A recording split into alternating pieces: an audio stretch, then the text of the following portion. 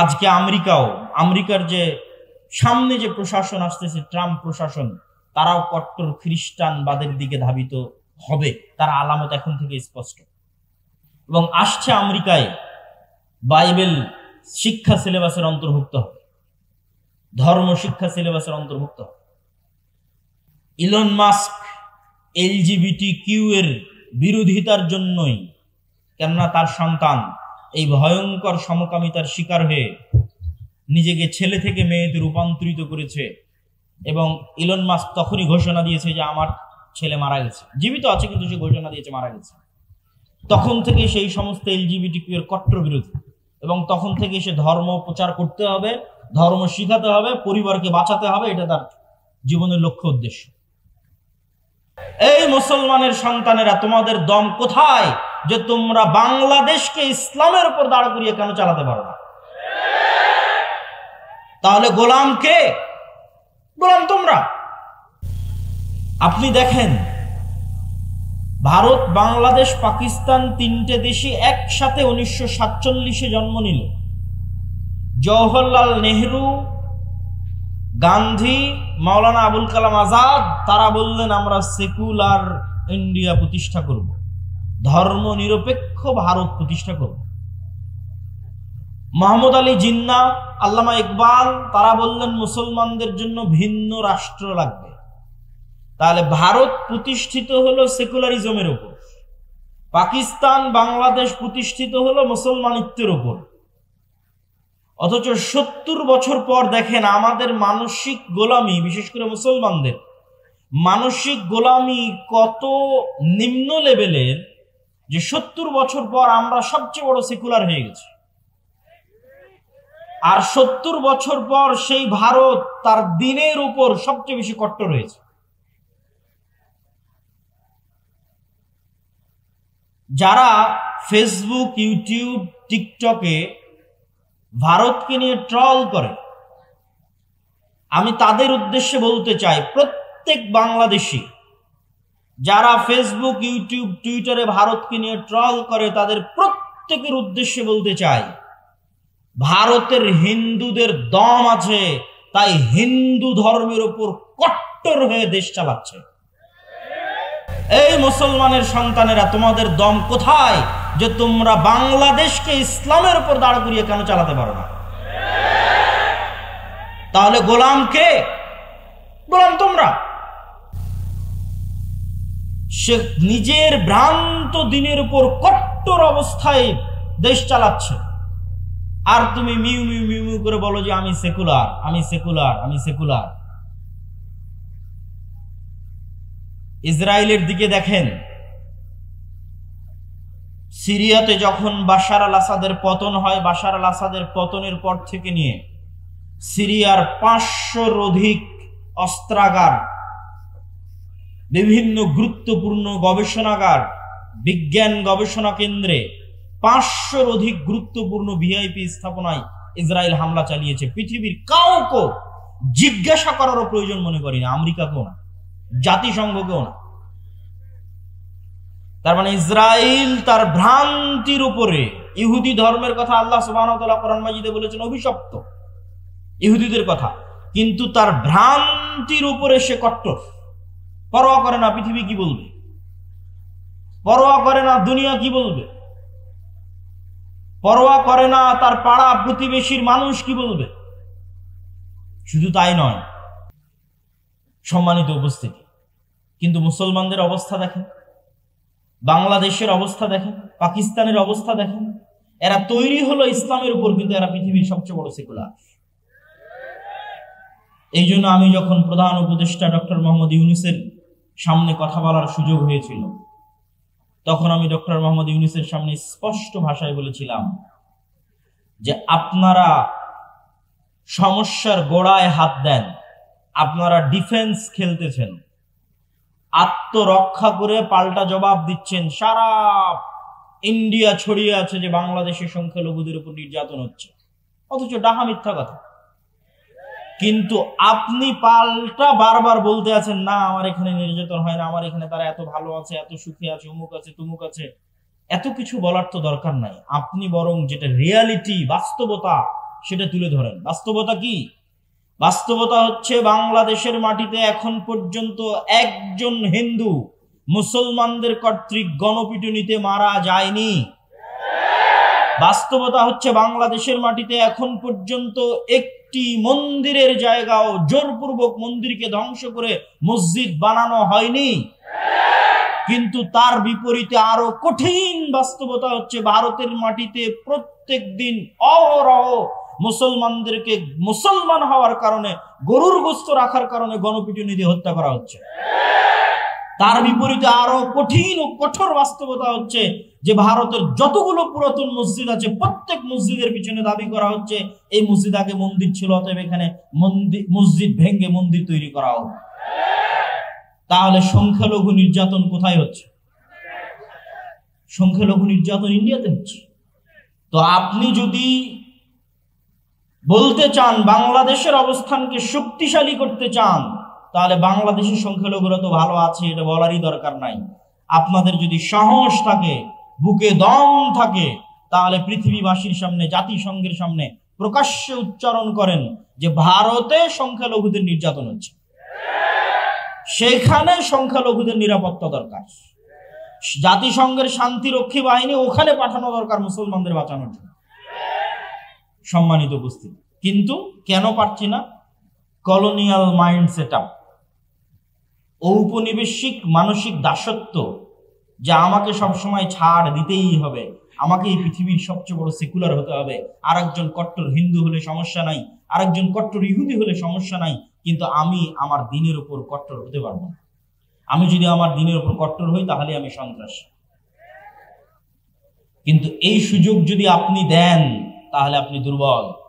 আর যদি আপনি বলেন না যে আপনি স্বাধীন হতে চান, তাহলে তাদের মতো কল্পনা করেন, স্বাধীন হতে চাইলে তাদের মতো চিন্তা করেন, ফ্রান্সের নাগরিকের মতো চিন্তা করেন, ইতালির নাগরিকের মতো চিন্তা করেন, ভারতের হিন্দুদের মতো চিন্তা করেন, ইসরায়েলের ইহুদিদের মতো চিন্তা করেন, লন্ডনে বসবাসরত ইহুদিদের মতো চিন্তা করেন। তাদের হুবহু অনুসরণ করতে হবে এটা বলছি না। আপনি একটা ইহুদি ফ্যামিলি দেখান যে ইহুদি ফ্যামিলির সন্তান একজন বা দুইজন, এখানে উঠে গিয়ে ফোন দিবেন ইউরোপ এবং আমেরিকায় বসবাসরত যে কোনো প্রবাসীকে যে তুমি খুঁজে নিয়ে এসে দিবা যে একটা ইহুদি পরিবারের সন্তান এক বা দুই, তার বেশি তারা নেয়নি। অথবা আমাকে জানাবা যে গড়ে ইহুদি ফ্যামিলিগুলোতে সন্তান কয়টা করে হয়? গড়ে তাদের সন্তান 6, 7, 8, 9 এখনো গড়ে। তো তাকে অধিক সন্তান নিতে লজ্জা লাগে না, কিন্তু এক মুসলমান অধিক সন্তান নিবে, তাকে এমন ভাবে পড়ানো হয়েছে যে সে অধিক সন্তান নিতে লজ্জাগ্রস্ত হবে। এমন ভাবে তার সিলেবাসের মধ্যে কলোনিয়াল গোলামির মানসিকতা ঢুকিয়ে দেওয়া হয়েছে যে সেটি থেকে বের হতে পারে না, এই ট্রমা থেকে বের হতে পারে না। কিন্তু প্রশ্ন তৈরি হবে কখন? যখন ওদেরকে দেখবে। খ্রিস্টানদের দেখে প্রশ্ন তৈরি হবে না। কেন খ্রিস্টানদের দেখে প্রশ্ন তৈরি হবে না সেটা আল্লাহই বলে দিয়েছে, ওয়ালাদ্দাল্লিন, তারা আসলে সঠিক পথ জানে না। এই জন্য অসংখ্য খ্রিস্টান পাবেন জুয়া খেলছে, মদ খাচ্ছে, ঠিক আছে? অতএব তাদেরকে দেখলে আপনি সঠিক রাস্তা খুঁজে পাবেন এটা না। সম্মানিত উপস্থিতি, ঠিক তেমনি আপনি দেখেন ইহুদিরা তাদের মধ্যে সুদি লেনদেন করছে না করছে না? একটা ইহুদি নিয়ে এসে দিবেন যে তাদের মধ্যে সুদি লেনদেন করছে, তাদের পরস্পরের মধ্যে। হ্যাঁ, সারা পৃথিবীতে যেন সুদি লেনদেন হয়, এটার জন্য তারাই পেট্রোনাইজ করে, তারাই দাঁড় করিয়ে রেখেছে সুদি অর্থনীতি, কিন্তু তাদের মধ্যে কখনো সুদি লেনদেন করবে না। আর আমরা আমাদের সমাজের রন্ধ্রে রন্ধ্রে সুদের বিষ বাষ্প প্রবেশ করেছে। সুদের ইকোসিস্টেম এমন ভাবে তৈরি করা হয়েছে যে পৃথিবীতে কেউ চাইলেও যেন সুদ থেকে বের না হতে পারে। এটা একটা ইকোসিস্টেম। তার আপনাকে উদাহরণ দিই, আপনি যদি ইংল্যান্ডে যান, আমেরিকায় যান, আর ক্রেডিট কার্ডের ইউজার না হন, ক্রেডিট কার্ড মানে আপনি আমার কার্ড নিলেন, টাকা নাই, খরচ করেন, পরে দিন, সমস্যা নেই, এটার নাম ক্রেডিট কার্ড। আপনার যদি ক্রেডিট কার্ডের 5-10 বছরের বা বেশি ব্যালেন্স ব্যবহারের রেকর্ড না থাকে, তাহলে একটা বাড়ি ভাড়া নিতে যে পরিমাণ কষ্ট সহ্য করতে হবে, আপনি বলবেন থাক, তার চাইতে আমি ক্রেডিট কার্ড ইউজ করি, ক্রেডিট কার্ড দেখিয়ে আমি বাড়ি ভাড়া অতি সহজে পেয়ে যাব। মানে সুদ মুক্ত থাকবেন এরকম কোন পরিবেশ পৃথিবীতে রাখা হয়, কিন্তু তারা সুদ মুক্ত আছে। সুদ মুক্ত থাকবেন এরকম কোন পরিবেশ পৃথিবীতে রাখা হয়। এমনকি আপনার ওয়াইফাই যে নিবেন, ওই ওয়াইফাই রাউটারের পিছনে ইন্স্যুরেন্স আছে, গাড়ির পিছনে তো আছে, মোবাইলের তো আছে, ওয়াইফাই রাউটারেরও ইন্স্যুরেন্স আছে। আপনি বিশ্বাস না হলে আমেরিকা এবং ইংল্যান্ডে কল দিয়ে যাচাই করবেন যে আছে কিনা। আব্দুল্লাহ ভাই বক্তব্যে বলল সত্যি আছে কিনা। সেই দিন বাংলাদেশেও আসবে যখন আপনি ক্যাশ মানি বলে, বাস্তব প্রকৃত ক্যাশ টাকা বলে কোনো টাকা থাকবে না, প্রত্যেকটা টাকাই লোনের বিপরীতে থাকবে। মানে আমার এবং আপনার পকেটে এখন যত টাকা আছে, আসলে এগুলো একটাও বাস্তবে ক্যাশ টাকা নাই, প্রতিটা টাকার বিপরীতে ব্যাংকে লোন আছে। তাহলে there is no cash money without loan. মানে সুদের ভিত্তিতে লোন ছাড়া কোনো ক্যাশ মানির অস্তিত্ব পৃথিবীতে থাকবে। সম্মানিত উপস্থিতি, আমরা আলোচনা করছিলাম যে কলোনিয়াল মাইন্ড সেটআপ আমাদেরকে পেয়ে বসেছে। এটি আপনি যদি রাষ্ট্রীয়ভাবে ইসলাম প্রতিষ্ঠা করতে চান, তাহলে এটি হবে তার পথে সবচেয়ে শক্তিশালী বাধা। দ্বিতীয় বাধা কি হবে? দ্বিতীয় বাধা হচ্ছে রাষ্ট্রীয় কাঠামোগত ইসলাম বিদ্বেষ। এটা এই পয়েন্ট থেকে এসেছে, আগের পয়েন্ট থেকে এসেছে। এই আগের পয়েন্ট থেকেই রাষ্ট্রের কাঠামোগত ইসলাম বিদ্বেষ। আপনি চোখে দেখতে পাবেন না, বাস্তবে কোনো ইসলাম বিদ্বেষ নাই, কিন্তু কাঠামোর মধ্যে ইসলাম বিদ্বেষ আছে। যেমন আপনি কোথাও গিয়ে বলেন যে আমি দাড়ি রাখবো, পুলিশে জব করে বলেন দাড়ি রাখবো, আর্মিতে জব করে বলেন দাড়ি রাখবো, পারবেন না, কষ্ট হবে, চিহ্নিত হবে, চাকরি থেকে বাদ পড়ে যাবে। তথা এমন ভাবে ইসলাম বিদ্বেষকে সেট আপ করা আছে কাঠামোর মধ্যে যে আপনি শক্তভাবে কঠোরভাবে দ্বীনকে অনুসরণ করবেন সেটির সুযোগ নাই।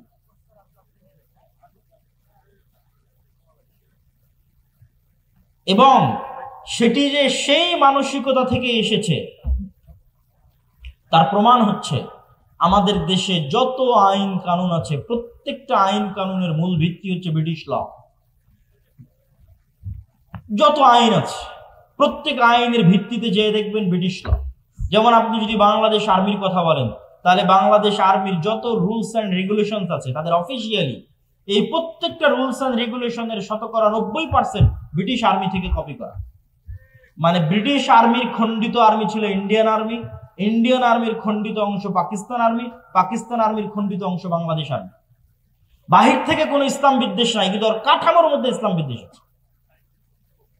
আপনি পূর্ণ ইসলাম মেনে বাংলাদেশ আর্মিতে জব করবেন, আপনার জন্য কঠিন হয়ে যাবে জব করা, পারবেন না, কেন কাঠামোর মধ্যে ইসলাম বিদ্বেষ ঢুকানো আছে।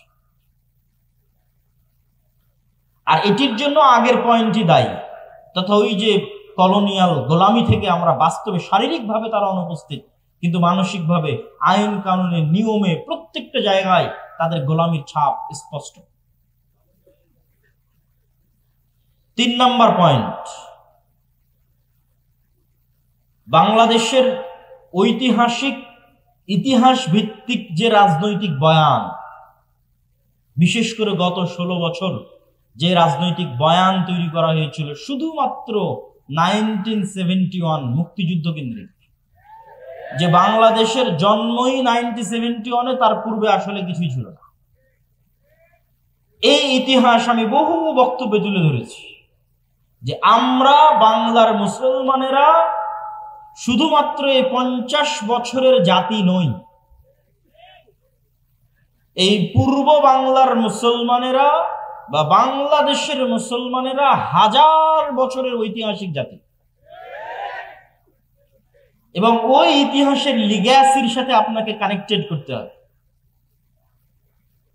এই জন্য দেখবেন যে আমার প্রত্যেকটা বক্তব্যে প্রধান উপদেষ্টার সামনের বক্তব্য আমি উচ্চারণ করেছি 1947, আমি বলেছি 1947, এবং প্রায় সব বক্তব্যে পাবেন। কেন? আপনারা আজকের যে মানচিত্রের উপর আছেন, এই মানচিত্র কিন্তু 71-এর নয়, এই মানচিত্র 47-এ পাওয়া মানচিত্র। তাহলে মানচিত্রের ইতিহাসকে যদি আপনি অস্বীকার করেন, মানচিত্রের অস্তিত্বকে অস্বীকার করে বসবেন, তাহলে মানচিত্রের ইতিহাসকে অস্বীকার করা, মানচিত্রের অস্তিত্বকে অস্বীকার করা, তাহলে অবশ্যই এই মানচিত্রের ইতিহাসকে আপনাকে স্বীকৃতি দিতে হবে। 47-এর ইতিহাস কিসের ইতিহাস? 190 বছর ব্রিটিশ বিরোধী জিহাদের ইতিহাস। 190 বছর। 1757 জুন পলাশের আম্রকানন মুর্শিদাবাদে এই বাংলার যে পতন হলো ব্রিটিশদের কাছে, 1757 থেকে 1947, এই দীর্ঘ সময়ের ইতিহাসকে আপনি বাদ দিতে পারেন না। হাজী শরীয়তুল্লাহ মীর নেসার আলী তিতুমির, আপনাদের বগুড়ার গাবতলীও তো, গাবতলীর সন্ধ্যাবাড়িও ছিল জিহাদের কেন্দ্র, ব্রিটিশ বিরোধী জিহাদের কেন্দ্র। তাহলে আপনি যদি গাবতলীর মানুষ যদি বলে আমার 1971 জন্ম, তাহলে এটা মিথ্যা কথা। তাহলে ওই গাবতলীর সন্ধ্যাবাড়ির আপনাদেরই বাপ দাদা আজ থেকে 200 বছর আগে ব্রিটিশদের বিরুদ্ধে জিহাদ করেছে, ওটাকে আপনি বহন করবেন না? ওটাকে আপনি রক্ষা করবেন না? নিজের মধ্যে ধারণ করবেন না? অবশ্যই ধারণ করতে হবে, নাহলে আপনি জাতি হিসেবে মানসিকভাবে, ঐতিহাসিকভাবে, রাজনৈতিক বয়ানে গোলাম হয়ে যাবেন। এবার ওই 1757 23 জুনের আগের যে ইতিহাস, মুঘলদের বাংলাদেশ, তার আগের স্বাধীন সুলতানি শাসন আমলের বাংলাদেশ, মুঘলদের আগের অংশ হচ্ছে স্বাধীন সুলতানি শাসন আমল। স্বাধীন সুলতানি শাসন আমল কোনটা? যেই সময় রাজধানী ছিল মুর্শিদাবাদ, মালদা, রাজশাহী, চাঁপানবাবগঞ্জ, গৌড়, তৎকালীন ভাষায় বলা হয়েছে গৌড়। এই জন্য সব পুরাতন মসজিদ দেখবেন ওই বেল্টে প্রচুর পরিমাণে আছে। সোনা মসজিদ আছে, বাঘা মসজিদ আছে, কুসুম্বা মসজিদ আছে, আরো কত অসংখ্য পুরাতন মসজিদ আছে 500 বছর আগে। ওই অঞ্চলগুলো ঘুরতে গেলে দেখতে পাবে। আর বাংলাদেশ বর্ডার ক্রস করে মালদার গৌড় রোডে প্রবেশ করলে তো আরো শত শত মসজিদ আছে, ছোট আদিনা, বড় আদিনা, এগুলো সব ওই সময়কার রাজধানী। আর মুঘলদের রাজধানী হচ্ছে ঢাকা। তাহলে এই দীর্ঘ 1000 বছরের ইতিহাসকে যদি বাদ দেন, জাতি হিসেবে আপনি মৃত্যুবরণ করবেন। আর 1971 বা 1947 এর পরে বাংলাদেশের মানুষকে বারবার বিভক্ত করার চেষ্টা করা হয়েছে। বাংলাদেশের মানুষকে কি দিয়ে বিভক্ত করা হয়েছে? 3টা পরিভাষা দিয়ে বাংলাদেশের মানুষকে বিভক্ত করা হয়েছে রাজনৈতিকভাবে। এই রাজনৈতিক বিভক্তি থেকে বেরিয়ে আসতে হবে। অন্য আর যে কোনো বিষয়ে রাজনীতি চলতে পারে, কিন্তু এই বিষয়গুলো নিয়ে রাজনীতি করতে দেওয়া যাবে না। এটা যে রাজনৈতিক সচেতনতা। 47-এ দেশ স্বাধীন হওয়ার পর বাঙালি জাতীয়তাবাদের নামে বাংলাদেশের মানুষের মধ্যে বিভেদ তৈরি করা হয়েছে। বলা হয়েছে আরে তুমি পরে মুসলিম, আগে বাঙালি। বাঙালি জাতীয়তাবাদকে মহান করা, বাঙালি জাতীয়তাবাদকে মহান করতে গিয়ে পহেলা বৈশাখের কালচার থেকে শুরু করে যত বাঙালি কালচার আছে, সেই কালচার গুলোকে মহান করে যে না আমি বাঙালি। আর এই বাঙালি জাতীয়তাবাদকে ইসলামের বিরুদ্ধে দাঁড় করানো। কিন্তু তারা ভুলে যায় যে বাঙালি জাতীয়তাবাদের নামেই 1905 সালে হওয়া বঙ্গভঙ্গ 1911-তে ব্রিটিশ সরকারকে রদ করতে বাধ্য করে কলকাতার দাদাবাবুরা। আর 1911-তে বঙ্গভঙ্গ রদ হয়ে যাওয়ার কারণে 1947 পর্যন্ত এই পূর্ববঙ্গে না কোনো কলকারখানা, না কোনো ব্যবসায়িক প্রতিষ্ঠান, না কোনো স্কুল কলেজ, না কোনো বিশ্ববিদ্যালয় কিছুই প্রতিষ্ঠিত হয়নি। মানে আপনাদের টাকায়, আপনাদের বাপদাদাদের টাকায় যা কিছু গড়ে উঠেছে সব কলকাতাতে গড়ে উঠেছে। তাহলে পূর্ববঙ্গের মুসলমানেরা যে বৈষম্যের শিকার হলো, সেটা তো তোমার বাঙালি জাতীয়তাবাদের নামেই সেই বৈষম্যের শিকার হলো। আবার সেই বাঙালি জাতীয়তাবাদকে উজ্জীবিত করে বাংলাদেশের মুসলমানদের মধ্যে বিভেদ তৈরি করা, এটা হচ্ছে আমাদের পার্শ্ববর্তী দেশ থেকে পরিচালিত বাংলাদেশের মধ্যে পার্থক্য তৈরি করার রাজনৈতিক বয়ান। আর একটা পার্থক্য তৈরি করার রাজনৈতিক বয়ান কি? 1971-এর পরে যে অমুক মুক্তিযোদ্ধা, অমুক রাজাকার, এটা হচ্ছে দেশকে ভাগ করে দেওয়া, দেশের জনগণকে ভাগ করে দেওয়া। পৃথিবীর কোন উন্নত দেশে আপনি এইভাবে দেশের নাগরিকদের মধ্যে বিভেদ তৈরি করা দেখতে পাবেন না। স্বয়ং আমাদের নবী মুহাম্মদ সাল্লাল্লাহু আলাইহি ওয়াসাল্লাম মক্কা বিজয়ের পরেও এরকম বিভেদ তৈরি হতে দেননি। একটা ছোট্ট ঘটনা বলি। মক্কা বিজয়ের পর একটা যুদ্ধ হয়েছিল, হুনাইনের যুদ্ধ। হুনাইনের যুদ্ধের সব গনিমতের মাল আল্লাহর নবী মক্কার নবমুসলিমদের মধ্যে বন্টন করে দিয়েছেন। যারা মক্কার এতদিন কাফের ছিল, মুশরিক ছিল, আল্লাহর নবীর বিরুদ্ধে বদরে যুদ্ধ করেছে, ওহুদে যুদ্ধ করেছে, খন্দকে যুদ্ধ করেছে, তাদের মধ্যে তারা আজ মক্কা বিজয়ের সময় মুসলমান হয়ে গেছে, তাদের মধ্যে আল্লাহর নবী হুনাইনের সকল সম্পদ বন্টন করে দিলেন। তো শয়তান ওয়াসওয়াসা দিল মদিনায় চলে যাওয়া মুহাজির আর আনসারদের মধ্যে, ইসলামের জন্য জীবন দিলাম আমরা, যুদ্ধ করলাম আমরা, মানে আপনাদের পরিভাষায় যদি বলি যে আমরা হচ্ছে মুক্তিযোদ্ধা আর সব টাকা পয়সা নিয়ে চলে গেল রাজাকাররা, ওই সময়ের পরিভাষাটা যদি বুঝতে চান যে আমরা মুহাজির এবং আমরা আনসার, আমরা ইসলামের জন্য সকল কিছু করলাম, অথচ আজ হুনাইনের যুদ্ধের সকল গনিমতের মাল আল্লাহর নবী মক্কার এই কাল পরশু যারা মুসলমান হলো মক্কা বিজয়ের সময় তাদের মধ্যে দিয়ে দিলেন। এই কানাঘুষা কিন্তু আল্লাহর নবীর কান পর্যন্ত চলে গেল, কিন্তু রাসূল সাল্লাল্লাহু আলাইহি ওয়াসাল্লাম এই বিভেদ রাখতে দেননি। কেন? তিনি জানেন যে এই বিভেদ এই ভবিষ্যৎ ইসলামী রাষ্ট্রকে ক্ষতিগ্রস্ত করবে। তখন তিনি কি বললেন? তিনি বক্তব্যে দাঁড়িয়ে বললেন, এই মদিনার মুহাজিরেরা, মদিনার আনসারেরা, লম্বা ঘটনা, হে মদিনার মুহাজিরেরা, হে মদিনার আনসারেরা, আজকে হুনাইনের সকল গনিমতের মাল নিয়ে চলে যাবে মক্কার নবমুসলিমেরা, আর মুহাম্মদ সাল্লাল্লাহু আলাইহি ওয়াসাল্লাম নিজে তোমাদের সাথে মদিনায় ফিরে যাবে, অথচ আমার বাপ দাদার বাড়ি মক্কায়। আল্লাহু আকবার। তোমরা কোনটা চাও? মুহাম্মদ সাল্লাল্লাহু আলাইহি ওয়াসাল্লাম তোমাদের সাথে সশরীরে মদিনায় ফিরে যাক? সাহাবীরা আবেগতাড়িত হয়ে গেল। তো আল্লাহর নবী এই বিভেদকে স্থায়ী করতে দেননি। এবং দেখেন মুহাম্মদ সাল্লাল্লাহু আলাইহি ওয়াসাল্লাম মক্কা বিজয়ের পরও মদিনায় থেকে গেছে। এখন তো মক্কা বিজয় হয়েছে, ওনার শৈশবের স্মৃতি বিজড়িত শহর মক্কা, কৈশোরের স্মৃতি বিজড়িত শহর মক্কা, যৌবনের স্মৃতি বিজড়িত শহর মক্কা, এখন তো মক্কা বিজয় হয়ে গেছে, তার অধীনস্থ তিনি মদিনা ছেড়ে দিয়ে মক্কা আসতে পারেন। কিন্তু তিনি বললেন মুহাম্মদ সাল্লাল্লাহু আলাইহি ওয়াসাল্লাম নিজে ফিরে যাবে মদিনায়, আবার ধন সম্পদ দিয়ে দিলেন নবমুসলিমদের, তিনি ঐক্যটা রক্ষা করলেন। এই জন্য এই ধরনের বিভেদ, এই দুটা বিভেদ, বাঙালি জাতীয়তাবাদের মাধ্যমে মুসলমানদের মধ্যে বিভেদ তৈরি করা বাংলাদেশের মুসলমানদের মধ্যে, এবং 1971-এর চেতনাকে বিক্রি করে বিভেদ তৈরি করা, যা গত 15-16 বছর ছিল, ভবিষ্যতে আর কাউকে কোনোদিন করতে দেওয়া যাবে না। এবার আরো সামনের দিকে চলে আসে, রাষ্ট্রে ইসলাম প্রতিষ্ঠা করতে বাধা কি? রাষ্ট্রে ইসলাম প্রতিষ্ঠা করতে চতুর্থ বাধা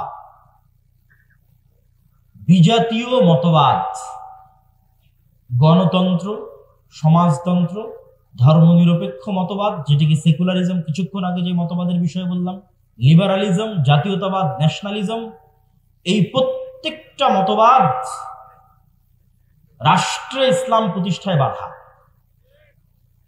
আমি যদি আরো সারমর্ম করে বলি যে পৃথিবীতে ইসলামী খেলাফা প্রতিষ্ঠা হবে, এই ইসলামী খেলাফার সবচেয়ে বড় শত্রু গণতন্ত্র নিজে। এই জন্য আমার একটা বক্তব্য দেওয়া আছে যে গণতন্ত্রের কবর রচনার উপরই ইসলামী খেলাফতের উত্থান হয়। কিন্তু এই বক্তব্য আবার আমাদের কিছু ভাইদের সহ্য হবে না, কিন্তু তাদেরকে আমি উদাত্ত আহ্বান জানাবো, আপনারা আরো পড়েন, আরো পড়েন, আরো পড়েন, আরো পড়লে দেখবেন গণতন্ত্রের নামে মুসলমানদের সামনে মূলা ঝুলিয়ে রাখা আছে। গত 100 বছরেও কোনোদিন গণতন্ত্র দিয়ে ইসলাম প্রতিষ্ঠিত হয়নি, আগামী 1000 বছর চেষ্টা করলেও কোনোদিন গণতন্ত্র দিয়ে ইসলাম প্রতিষ্ঠিত হবে।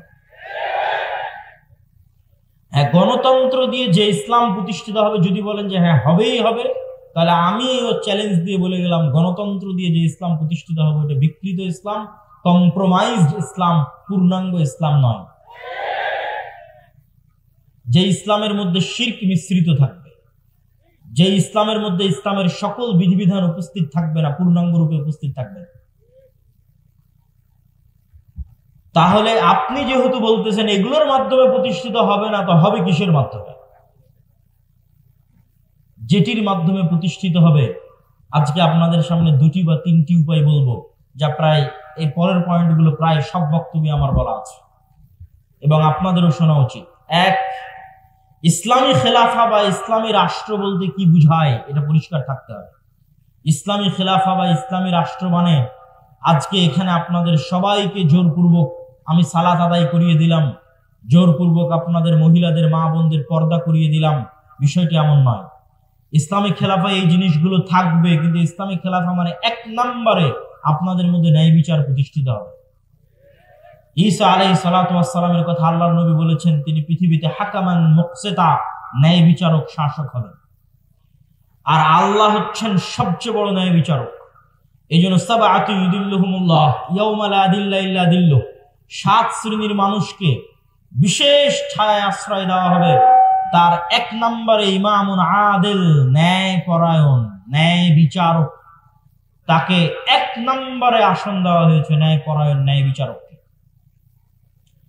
আমাদের মুসলমানদের কাছে এতক্ষণ পর্যন্ত এই আলোচনা আপনাদের কাছে হয়তো মনে হবে আমি কি বলতে চাচ্ছি।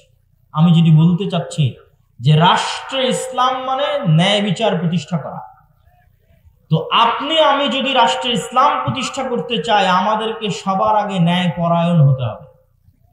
আমি আপনি ন্যায় পরায়ণ হব না, সত্যবাদী হব না, আর বলবো রাষ্ট্রে ইসলাম প্রতিষ্ঠা করব, এটা কোনোদিন সম্ভব নয়। তো আপনি কি বলতে চাচ্ছেন আমরা মুসলমানেরা ন্যায়পরায়ণ নই, সত্যবাদী নই? জি, আমি এটাই বলতে চাচ্ছি আমরা মুসলমানেরা নামাজি, আমরা মুসলমানেরা হাজি, আমরা মুসলমানেরা দানবীর। বাহ্যিক ইসলামের যত বিধিবিধান আছে প্রত্যেকটা বিধিবিধান মানতে আমরা 1 নম্বরে আছি। যেমন আজকের জালসা সম্মেলনে এসেছেন কোরআন এবং দ্বীনের কথা শুনতে, এটা অনেক বড় একটা গুণ। অবশ্যই আপনি নেকি পাওয়ার নিয়েতে এসেছেন,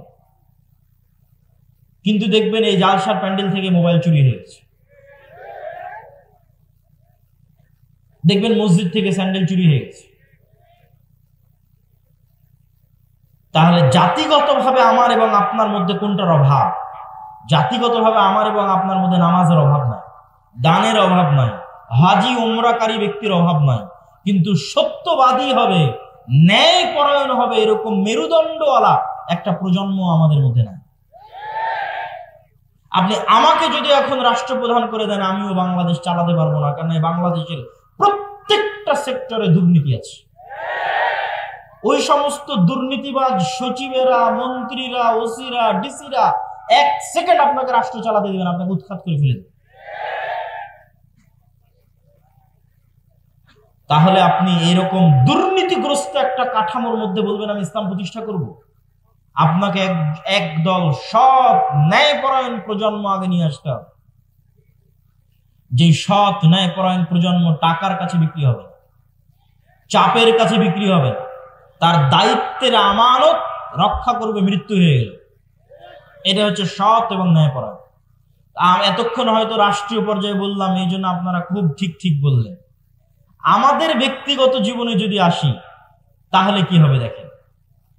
আপনারা যারা আজ পুরো গাবতলীতে জরিপ করেন, পুরো বগুড়া জেলায় জরিপ করেন, পুরো গাইবান্ধাতে জরিপ করেন, যে কতজন পিতার মৃত্যুর পর তার সন্তান পিতার সম্পত্তিতে বোনকে ন্যায়ের সাথে ভাগ দিয়েছে, জরিপ করেন। আপনারা যারা সামনে উপস্থিত আছেন তারা প্রশ্ন করেন, আপনার আশেপাশে তাকান, পাড়া প্রতিবেশীর দিকে তাকান, কল্পনা করেন কতজন তার পিতার মৃত্যুর পর পিতার সম্পত্তিতে বোনকে ন্যায়ের সাথে ভাগ দিয়েছে। একদল তো আছে ভাগই দেয়নি, কেউ যদি দিয়ে থাকে তাহলে বগুড়ার জলেশ্বরী তলার জমিটা নিজে নিয়েছে, আর বগুড়ার যেটা সারিয়াকান্দির নদীতে ভেঙে আছে ওটা বোনকে দিচ্ছে।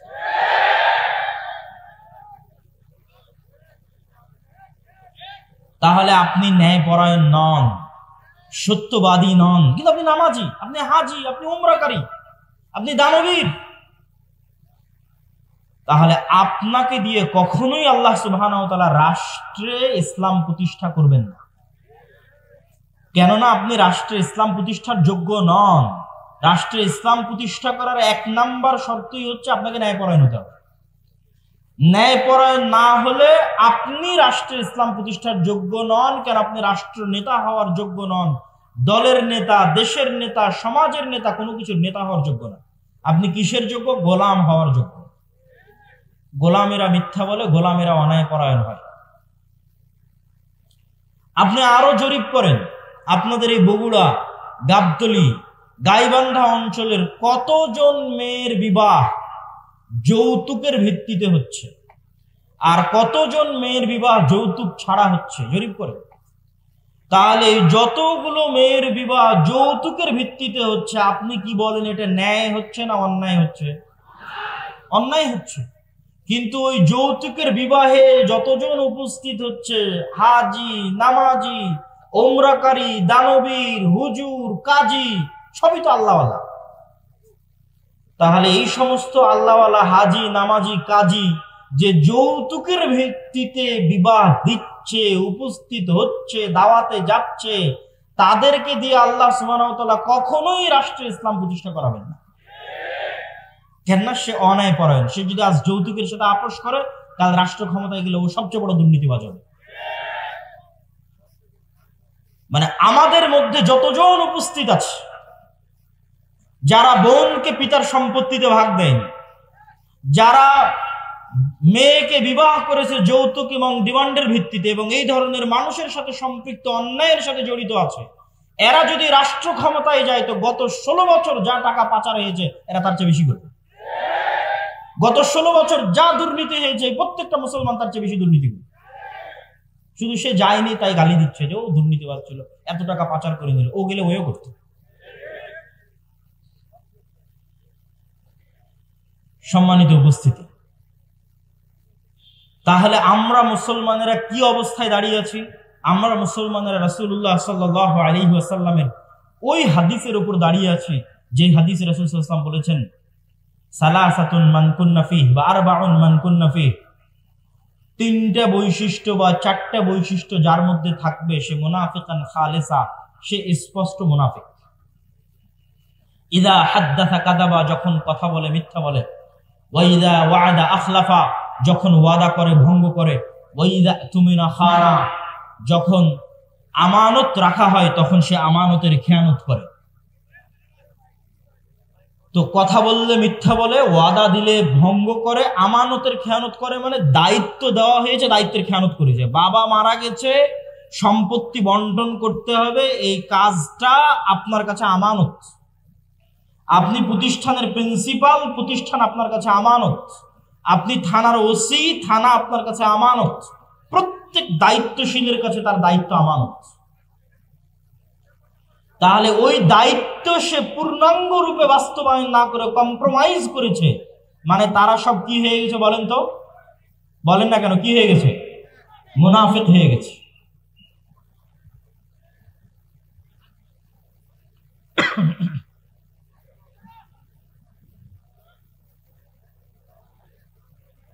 না মাইকের সমস্যা নেই, একটু থাম।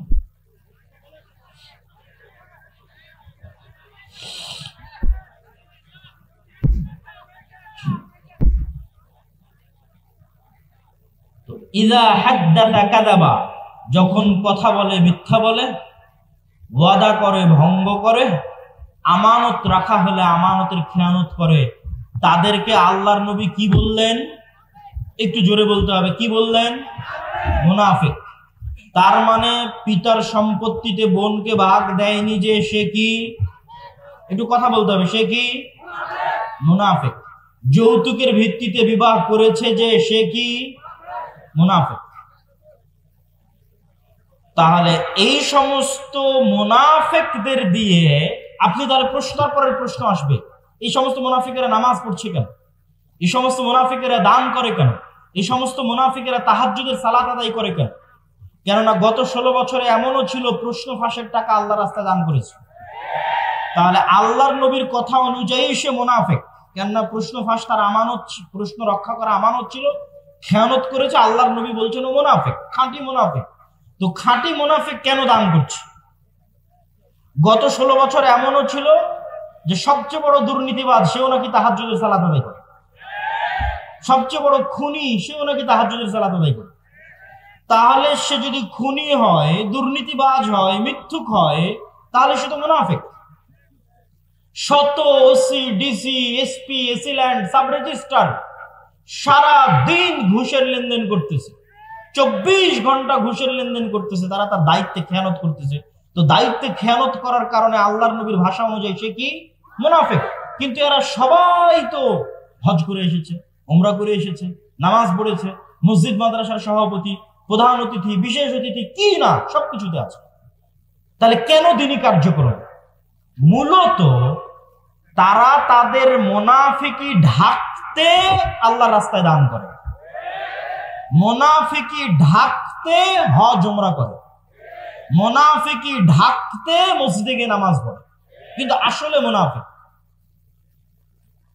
কিন্তু মুনাফিকিটা যেন মানুষের সামনে ধরা না পড়ে, ওই মুনাফিকের উপর পর্দা দেওয়ার জন্য মুখে দাড়ি আছে, মাথায় টুপি আছে, নামাজের কড়া আছে, কিন্তু বাস্তবে মুনাফিক।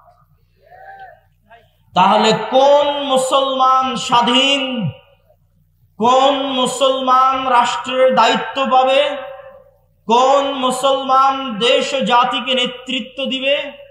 যেই মুসলমান এমত অবস্থায় সালাত আদায় করে যে, এমত অবস্থায় সালাত আদায় করছে যে ওই অবস্থায় সে মিথ্যুকও নয়, দুর্নীতিবাজও নয়, সত্যবাদী, শতভাগ সত্যবাদী, শতভাগ ন্যায়পরায়ণ, এমত অবস্থায় সে সালাত আদায় করছে, ওই সালাতের যে ক্ষমতা, ওই সিয়ামের যে পাওয়ার, ওই হজ, ওই ওমরা, ওই দানের যে পাওয়ার, ওই পাওয়ারেও রাষ্ট্র ক্ষমতায় চলে যাবে।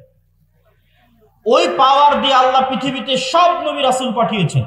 পৃথিবীতে আসা প্রত্যেক নবী রাসূল জন্মগত সত্যবাদী, জন্মগত আমানতদার, জন্মগত ন্যায়পরায়ণ। আমাদের নবী মুহাম্মদ সাল্লাল্লাহু আলাইহি ওয়াসাল্লামের ক্ষেত্রেও জন্মগত তিনি সত্যবাদী, জন্মগত আমানতদার, জন্মগত ন্যায়পরায়ণ। আবু বকর, ওমর, ওসমান, আলী, এমনকি যে আবু সুফিয়ান রাদিয়াল্লাহু তাআলা আনহুর নাম আমরা শুনি, দীর্ঘদিন যাবৎ মক্কার কাফের কুরাইশ মুশরিকদের নেতৃত্ব দিয়েছেন, তিনিও বাদশাহ হিরাক্লিয়াসের দরবারে দাঁড়িয়ে মিথ্যা বলেন। তখন কাফের ছিলেন, মিথ্যা বলেন কেননা মিথ্যা তাদের অস্তিত্বের মধ্যে ছিল না। আর আমাদের অস্তিত্বের মধ্যে মুসলমানদের অস্তিত্ব চেক করবেন, ইউরোপ আমেরিকায় যত মুসলমান গেছে তাদের অনেকেই, অধিকাংশই, সবাই নয়, যে দেখেন কোথাও না কোথাও মিথ্যা বলছে। মিথ্যা বলে সরকারের কাছে অতিরিক্ত ফায়দা নিচ্ছে। মুসলমান কাফেরের কাছে অতিরিক্ত উপকার নিচ্ছে, মুসলমান ইহুদি খ্রিস্টানের কাছে অতিরিক্ত অর্থনৈতিক লাভ নিচ্ছে মিথ্যা বলে। দ্বিতীয় যে কাজটি আমাদের করতে হবে সেটা হচ্ছে সোশ্যাল জাস্টিস। সোশ্যাল জাস্টিস মানে এতক্ষণ যা বললাম তার আলোকেই সোশ্যাল জাস্টিস নির্ধারিত হবে, সামাজিক ন্যায় বিচার। গত 16 বছর যে পাওয়ার প্র্যাকটিস হয়েছে সারা বাংলাদেশে, এই পাওয়ার প্র্যাকটিস এখন নাই, শূন্যের কোঠায়। ওই ফাঁকা জায়গায় মসজিদ মাদ্রাসাগুলোর ক্ষমতা ছিল যে তারা ন্যায় বিচার প্রতিষ্ঠা করবে। কিন্তু দুঃখজনক হলেও সত্য, দেশে প্রতিষ্ঠিত ইসলামী দল বলেন, ইসলামী সংগঠন বলেন, মসজিদ বলেন, মাদ্রাসা বলেন, তারা আল আমরু বিল মারুফ ওয়ান নাহি আনিল মুনকার এবং সামাজিক ন্যায় বিচার প্রতিষ্ঠায় দুর্বল। এবং তাদের চোখের সামনে আরেক দল ওই একই জায়গায় একই অন্যায় লিপ্ত হচ্ছে।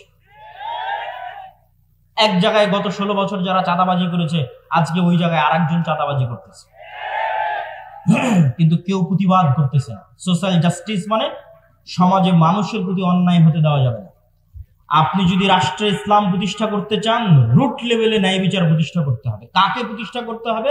যে ইসলামের ধারক ও বাহক, মানে যে বলছে যে আমি চাই রাষ্ট্রে ইসলাম প্রতিষ্ঠা হোক, ওকে ন্যূনতম ওর গ্রামে ওর পাড়ায় মানুষের উপর যেন জুলম না হয়। যেমন বাপ যদি মারা যায় তো বোনকে যেন তার ন্যায় হিস্সা বুঝিয়ে দেওয়া হয়, এটি জোরপূর্বক বাস্তবায়ন করবে। কোন মেয়ের বিবাহ যেন যৌতুকের ভিত্তিতে না হয়, এটি জোরপূর্বক বাধা দিবে। আল আমরু বিল মারুফ ওয়ান নাহি আনিল মুনকার করবে। এটি হচ্ছে সোশ্যাল জাস্টিস। কোন এক গ্রাম, কোন এক এলাকা, কোন এক পাড়া, কোন এক মাদ্রাসা, কোন এক শিক্ষা প্রতিষ্ঠান, কোন এক ইসলামী দল, ইসলামী সংগঠনে যদি ন্যায় প্রতিষ্ঠা হয়ে যায়, ওর হাত দিয়ে রাষ্ট্রে ইসলাম প্রতিষ্ঠা হয়। তার মানে কি ইসলামী দল, ইসলামী সংগঠন, মসজিদ মাদ্রাসায় ন্যায় নাই? নাই। এই যে মাদ্রাসায় মাদ্রাসায় মতবিরোধ, দলে দলে মতবিরোধ, এক থেকে ও বের হয়েছে, ওর থেকে ও বের হয়েছে, এগুলো একটাও মাসলা মাসাইলের কারণে নয়, এগুলো একটা আবেগের কারণে। প্রত্যেকটা জায়গায় ন্যায়ের অভাব আছে। হয় যিনি ইসলামী দলের আমির উনি ন্যায়পরায়ণ নন, জালেম, অথবা যিনি ইসলামী দলের মামুর কর্মী সে ন্যায়পরায়ণ নয়, জালেম। যে কর্মী রাত দিন পরিশ্রম করছে তাকে পদ না দিয়ে যে পা চাটছে ওকে পদ দিয়ে দিচ্ছে, এটাই হচ্ছে ন্যায়ের খেলাফ। ন্যায় নাই, ওর দ্বারা রাষ্ট্রের ইসলাম প্রতিষ্ঠা হবে। ও তোর দলের মধ্যে ইসলাম প্রতিষ্ঠা করতে পারে, দলের মধ্যে ইসলাম, আর মাদ্রাসা ইসলাম প্রতিষ্ঠা করবে। মাদ্রাসা ইসলাম মানে 5 ওয়াক্ত সালাত হচ্ছে এটা না, 5 ওয়াক্ত সালাত তো হবেই, কিন্তু আপনি যদি মনে করেন আমি রাষ্ট্রে ইসলাম প্রতিষ্ঠা করব, তাহলে আপনি যে জায়গায় আছেন ওখানে শতভাগ ন্যায় প্রতিষ্ঠা করবেন। আপনি ন্যায় প্রতিষ্ঠা করতে ব্যর্থ হয়েছেন, তো অবশ্যই আপনি রাষ্ট্রে ইসলাম প্রতিষ্ঠা করতে ব্যর্থ হবেন। সম্মানিত উপস্থিতি, সর্বোপরি লাস্ট পয়েন্ট হচ্ছে আমাদের মুসলমানদের সবচেয়ে বড় সমস্যা হচ্ছে আমরা শর্ট টার্ম চিন্তা করি। আমাকে এখনই ভোট করে এখনই নির্বাচনে জিতে রাষ্ট্রে ইসলাম প্রতিষ্ঠা করতে হবে। যে এরকম শর্ট টার্ম চিন্তা করতেছে আমাকে এখনই নির্বাচন করে এখনই ভোটে জিতে এখনই রাষ্ট্রে ইসলাম প্রতিষ্ঠা করতে হবে, ও তার কয়দিন পরে আর থাকবে না। মানে তার কয়দিন পর আবারও কেউ আসবে যে রাষ্ট্র ক্ষমতায় চলে যাবে। সে যেমন আজ এখনই চলে যাওয়ার চেষ্টা করতেছে, স্থায়ী থাকতে পারবে। তাহলে করতে হবে কি, আপনাকে 50 বছর 100 বছরের প্ল্যান করতে হবে যে আমি 50 বছর পর 100 বছর পর, আজ এখন নয়, 50-100 বছর পর পূর্ণাঙ্গ ইসলাম পূর্ণাঙ্গ ক্ষমতার সাথে বাংলাদেশের রাষ্ট্র ক্ষমতায় যাবে। তার জন্য কি করা লাগবে সে পরিকল্পনা রেডি করে। এইটা ইহুদিরা করে, তারা করেছে। আজকে তারা যে জায়গায় আছে এটা 200 বছর আগের পরিকল্পনা। আর যখনই আপনি পরিকল্পনা করবেন তখনই দেখবেন যে আপনাকে শক্তিশালী প্রতিষ্ঠান তৈরি করতে হচ্ছে। আমাদের শক্তিশালী প্রতিষ্ঠান নাই। এই লক্ষ লক্ষ কোটি কোটি পঙ্গপালের মতো ভোটার থেকে কোনো উপকার নেই। 5ই আগস্টের এই ছাত্র জনতার আন্দোলনে বেশিরভাগ মুসলমান ধর্মপ্রাণ মানুষ জীবন দিয়েছে। আর রাষ্ট্র ক্ষমতায় কারা গেছে? বেশিরভাগ এনজিও রাষ্ট্র ক্ষমতায় গেছে। কেন? ওই এনজিও গুলো বাংলাদেশের শক্তিশালী প্রতিষ্ঠান আছে, শক্তিশালী মিডিয়া আছে। বাংলাদেশে আমাদের মুসলমানদের পঙ্গপালের মতো এরকম আমার এরকম হাজার হাজার দর্শক শ্রোতা ভক্ত আছে, কিন্তু আমার শক্তিশালী মিডিয়া নাই বাংলাদেশে। আমার বাংলাদেশের শক্তিশালী কোনো অর্থনৈতিক প্রতিষ্ঠান নাই, এরকম কোন ইসলামী দলের নাই, কোন ইসলামী সংগঠনের নাই। সম্মানিত উপস্থিতি, তাহলে আমাদেরকে শক্তিশালী প্রতিষ্ঠান প্রতিষ্ঠা করতে হবে এবং দীর্ঘমেয়াদী পরিকল্পনা করতে হবে। ওই শক্তিশালী প্রতিষ্ঠান না থাকার কারণেই দেখবেন একজন অপরাধী যখন কোনো কিছু করছে তার সামনে কত বড় গুণ লাগিয়ে হেডিং করা হচ্ছে, আর একজন আলেম সে যখন কিছু করছে বলছে তথাকথিত মৌলবী। অথবা বড় অপরাধীকে যখন আদালতে পেশ করা হচ্ছে হাতে হ্যান্ডকাফ নাই, কিন্তু আলেমকে যখন আদালতে পেশ করা হচ্ছে মোটা রশি দিয়ে হাত বেঁধে আদালতে পেশ করা হচ্ছে। এটাই হচ্ছে রাষ্ট্রীয় কাঠামোগত বিদ্বেষ, যা আপনার অজান্তে হয়ে আছে। আপনি এটার সাথে ফাইট দিয়ে পারবেন না, ঠিক বলেও পারবেন না। ওটার সাথে ফাইট দিতে হবে শক্তিশালী প্রতিষ্ঠান তৈরি করার মাধ্যমে। এই শক্তিশালী প্রতিষ্ঠান তৈরি করার জন্য মুসলমানদের সন্তানদের চিন্তা করতে হবে, পরিকল্পনা করতে হবে। সর্বোপরি আমাদের সবচেয়ে বড় সমস্যা আমাদের তরুণ প্রজন্ম। আমাদের তরুণ প্রজন্ম নেশায় ব্যস্ত, মাদকতায় ব্যস্ত, জুয়ায় ব্যস্ত। আর আপনি অন্যদের তরুণ প্রজন্মকে দেখেন তারা কি করছে? তারা প্রোডাক্টিভ, তারা জ্ঞান অর্জন করছে, জ্ঞান বিতরণ করছে, জ্ঞান শিখছে। যেই দিন ফুটবল বিশ্বকাপ হচ্ছে সেই দিন আপনি ক্যামব্রিজ এবং অক্সফোর্ডের বিশ্ববিদ্যালয়ে কিছু বুঝতে পারবেন না, আর ঢাকা বিশ্ববিদ্যালয়ে দেখবেন হাজার হাজার ছাত্র একত্রিত ফুটবল খেলা দেখছে। এটাই হচ্ছে আমাদের এবং তাদের মধ্যে পার্থক্য। কেন তারা পৃথিবী শাসন করছে আর আমরা কেন পৃথিবীর গোলাম হয়ে আছি? আমাদের এই প্রোডাক্টিভিটি না থাকা আমাদের সবচেয়ে বড় ব্যর্থতা। সম্মানিত উপস্থিতি,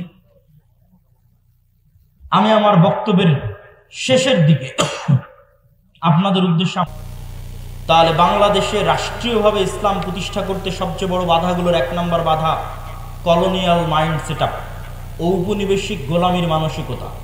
2 নম্বর বাধা ভুল রাজনৈতিক বয়ান। 3 নম্বর বাধা রাষ্ট্রীয় কাঠামোগত বিদ্বেষ। 4 নম্বর বাধা ব্যক্তিগত জীবনে মুসলমানেরা ন্যায়পরায়ণ নয়, মুসলমানেরা মিথ্যুক, দুর্নীতিবাজ। তাদের দিয়ে আল্লাহ কখনোই রাষ্ট্রে ইসলাম প্রতিষ্ঠা করাবেন না।